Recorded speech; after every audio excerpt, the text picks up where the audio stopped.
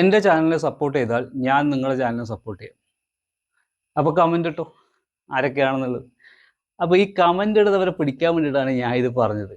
അതായത് ഈ സപ്പോർട്ടിങ് പരിപാടി എന്ന് പറയുന്നില്ലേ, നിങ്ങൾ സബ് ചെയ്തിട്ട് സപ്പോർട്ട് ചെയ്തിട്ട് ഒരു കാര്യമില്ല. ഞാൻ പറയാലോ, നിങ്ങൾ മണ്ടത്തരം കാണിച്ചുകൊണ്ടിരിക്കരുത്. കാരണം എന്ന് പറഞ്ഞാൽ നമ്മൾ ഗ്രൂപ്പിലൊക്കെ ഇപ്പം പുതിയ ഗ്രൂപ്പ് സ്റ്റാർട്ട് ചെയ്യും, എല്ലാവരും അവരുടെ ലിങ്ക് ഇട്ടിട്ട് പറയും എനിക്കൊന്ന് സബ് ചെയ്തല്ലോ, ഞാൻ തിരിച്ച് സബ് ചെയ്തല്ലോ. അങ്ങനെ സബ് കിട്ടിയിട്ട് നിങ്ങൾ ഡെവലപ്പ് ആവുമെന്ന് നിങ്ങൾക്ക് തോന്നുന്നുണ്ടോ?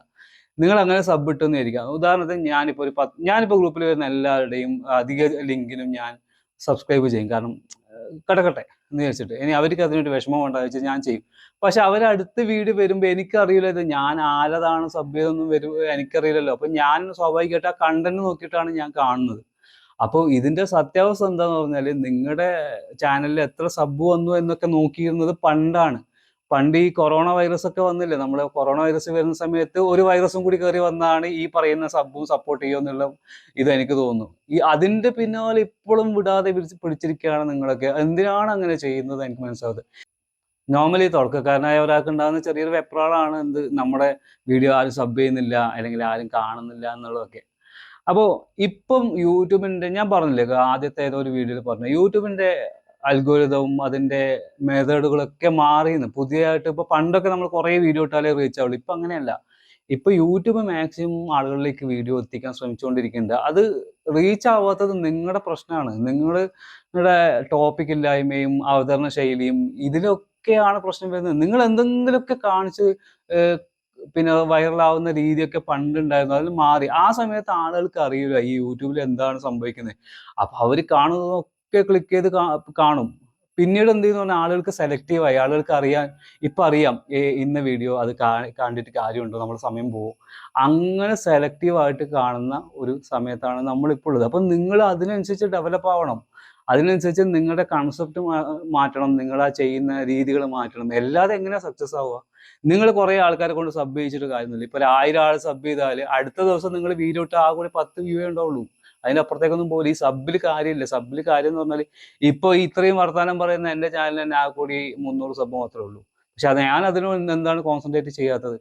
സബ്ബൊക്കെ ഓട്ടോമാറ്റിക്കലി വരും. കാരണം നമ്മുടെ വീഡിയോ കണ്ടിട്ട് ഒരാൾക്ക് തോന്നണം, ഓക്കെ കുഴപ്പമില്ല, അടുത്ത വീഡിയോ എനിക്ക് കാണണം.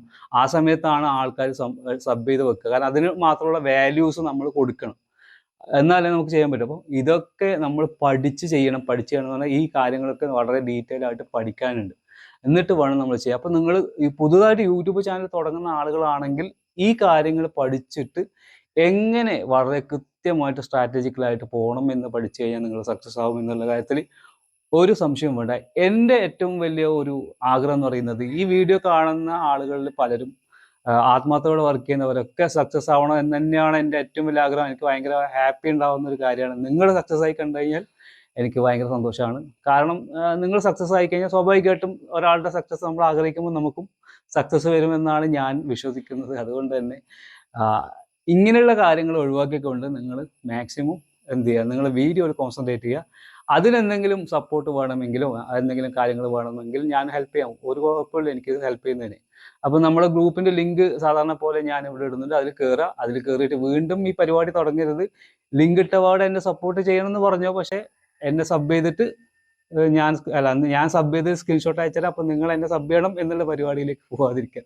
പക്ഷെ എത്ര പറഞ്ഞിട്ട് കാര്യമില്ല, ഇതന്നെയായിരിക്കും അവസ്ഥ, എനിക്കറിയാം. ഞാൻ വേറെന്തോ ടോപ്പിക്ക് പറയാൻ വന്നതാണ്. പക്ഷേ ഇന്നിപ്പോൾ നമ്മൾ ഈ ഒരു മൊത്തത്തിലുള്ള സംഭവങ്ങൾ കണ്ടിട്ട് ഈ ടോപ്പിക്കിലേക്ക് ആയിപ്പോയതാണ്. പക്ഷേ 1-2 നല്ല കിടിലൻ ടോപ്പിക്കുകൾ എടുത്തു വെച്ചിട്ടുണ്ട്. അടുത്ത വീഡിയോയിൽ നമുക്കത് പറയാം.